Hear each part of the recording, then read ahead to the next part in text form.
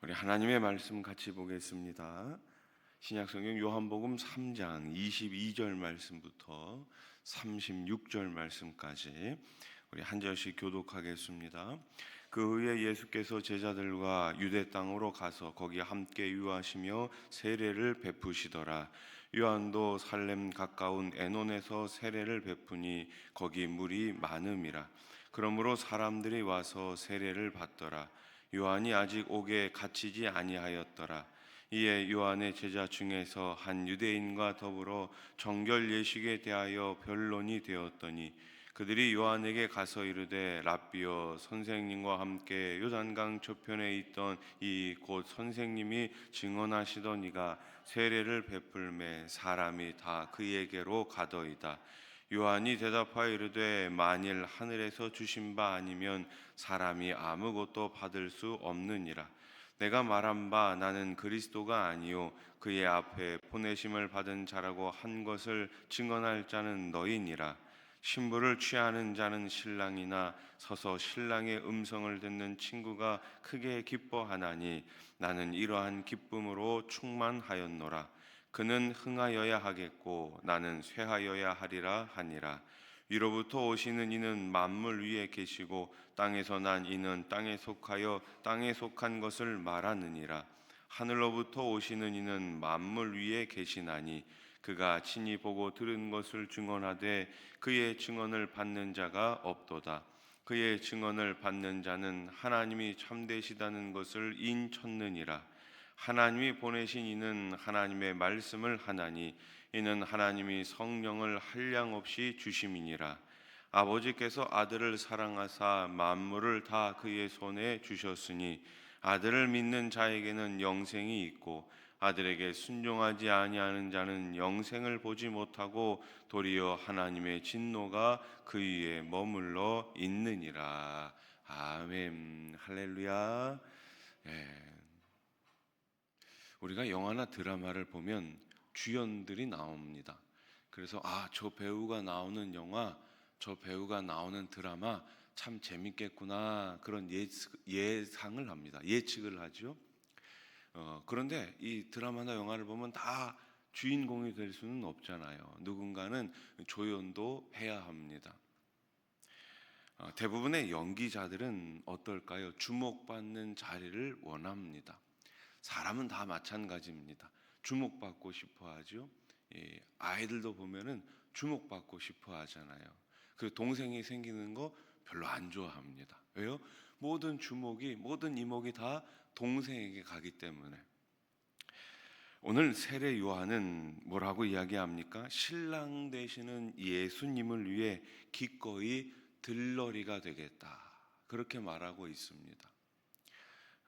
그러면 성도가 주님의 일을 감당하면서 기쁨을 유지하는 비결은 무엇일까요? 우리가 어떻게 신앙생활을 하면서 이 기쁨을 유지할 수 있을까요? 첫째로 다른 사람과 비교하지 않는 것입니다. 세례 요한의 제자들은 많은 사람이 자신의 스승보다 예수님께 세례를 받는다는 사실을 알게 됐어요. 그 상황에 세례 요한의 제자들은 마음이 불편해졌습니다. 아니, 우리 스승님, 우리 요한 스승님께 사람들이 와서 세례를 받아야 하는데 갑자기 예수라는 사람이 등장해서 사람들이 다 거기로 몰려간 거예요. 26절 말씀을 보세요. 그들이 요한에게 가서 이르되 랍비여, 선생님과 함께 요단강 저편에 있던 이 곧 선생님이 증언하시던 이가 세례를 베풀매 사람이 다 그에게로 가더이다. 아멘. 사람들이 다 그쪽으로 갔다는 거예요.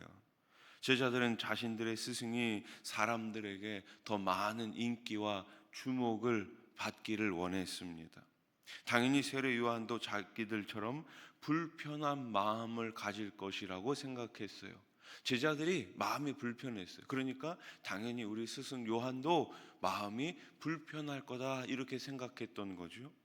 그런데 그들의 스승은 오히려 기뻐하면서 예수님이 신랑이라면 자기는 신랑을 축하하는 들러리에 불과하다고 말합니다.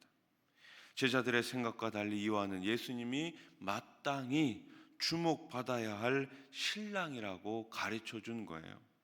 제자들은 비교 의식과 경쟁심을 가지고 있었습니다. 하지만 세례 요한은 자신이 해야 할 사역, 즉 메시아이신 예수님을 증언하는 일에 초점을 맞추고 있었어요.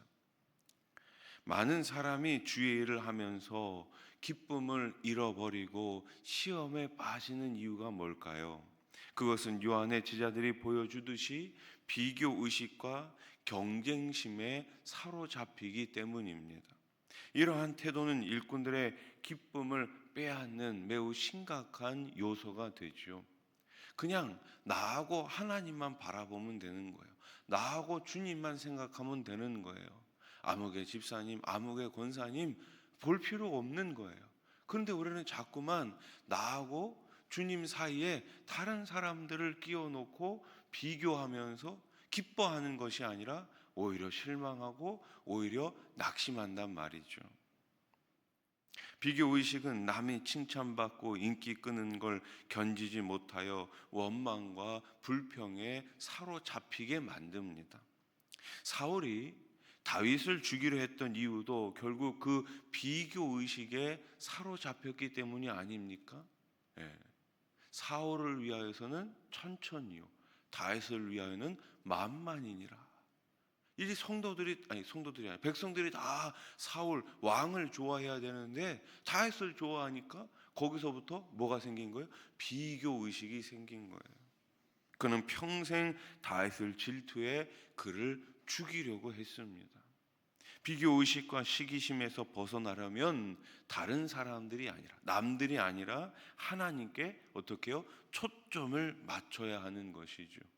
그때 우리의 섬김에 더 활력이 생기고 봉사에 기쁨이 넘치게 될 줄로 믿습니다. 자, 둘째로 사역의 기쁨을 유지하려면 우리는 어떻게 해야 할까요? 낮아지는 자리에 있어야 합니다. 낮아지는 자리로 가야 하는 것이죠.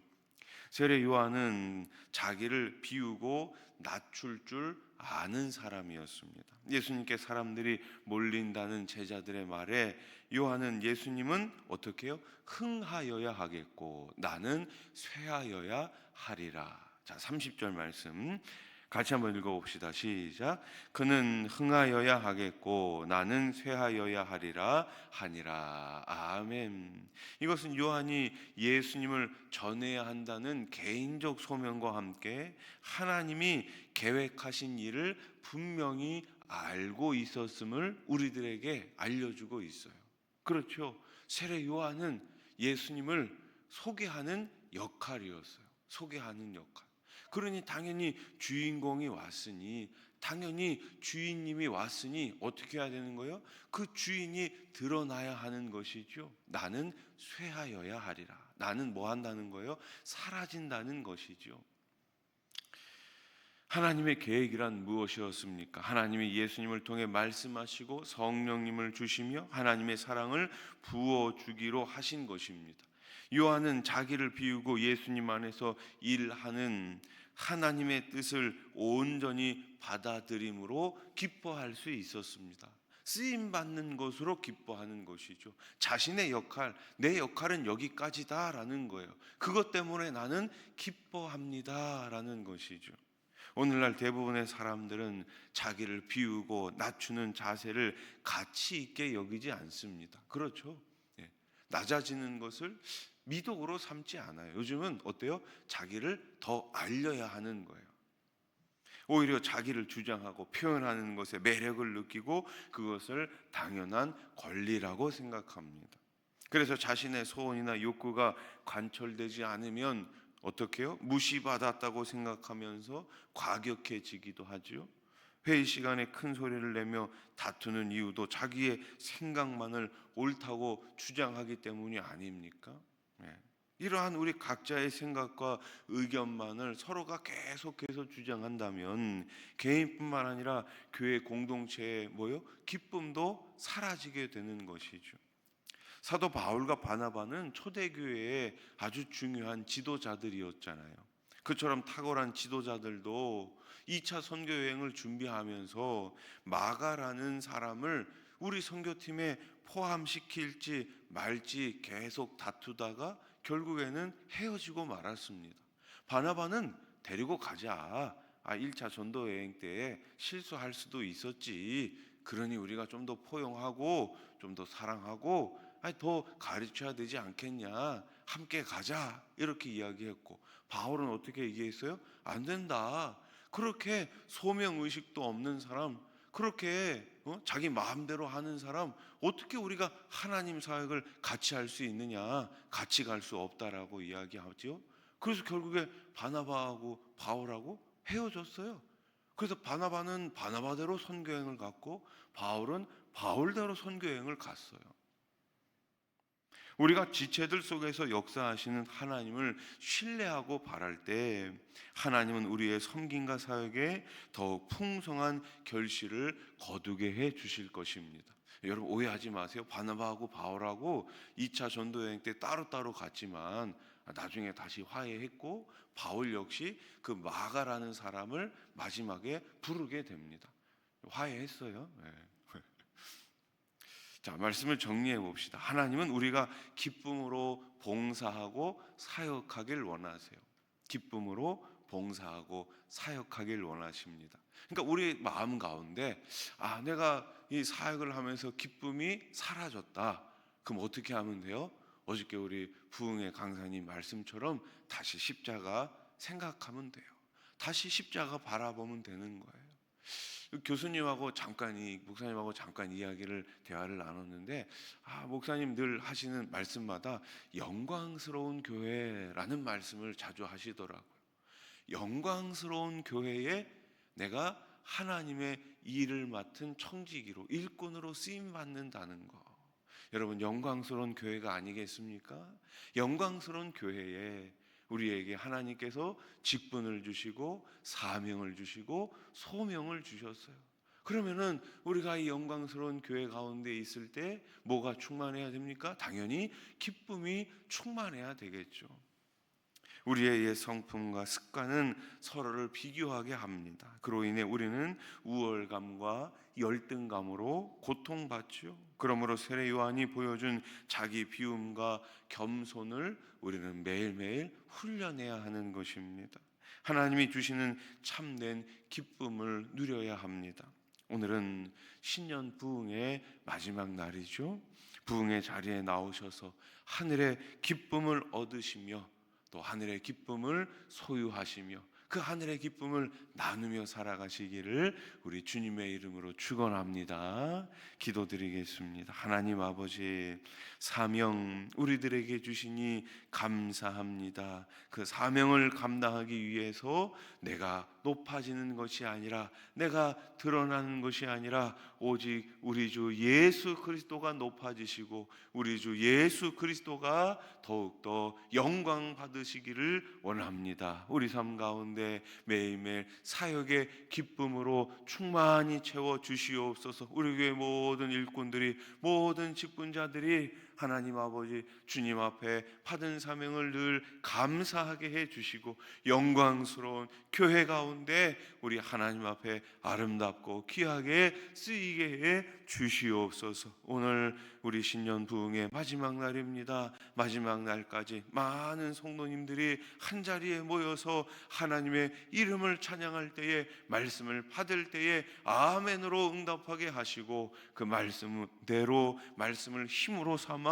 올 한 해 2025년 당당하게 걸어갈 수 있도록 우리 하나님 도와 주시옵소서. 각자의 마음에 소원이 있습니다. 주님 앞에 간절히 부르짖을 때에 우리 하나님 꼭 응답해 주시옵소서. 오늘 새벽에도 여러 가지 기도 제목을 가지고 나왔습니다. 가정의 문제, 직장의 문제, 경제적인 문제, 일터의 문제, 자녀들의 문제, 특별히 질병의 문제를 우리 하나님 해결하여 주시옵소서. 마음의 상처, 많은 사람들이 정신질환에 시달리고 있습니다. 하나님 아버지, 우리의 정신을 방해하는, 악하게 만드는 사단의 영은 떠나가게 하시고 온전히 우리 마음 마음 가운데 기쁨을 주시는 예수로 충만하게 해 주시옵소서. 하나님 아버지, 평생에 계신 분들, 특별히 항암 치료 받는 분들을 기억하여 주시고 하루속히 치유의 은총을 베풀어 주시옵소서. 예수님의 이름으로 기도드립니다. 아멘.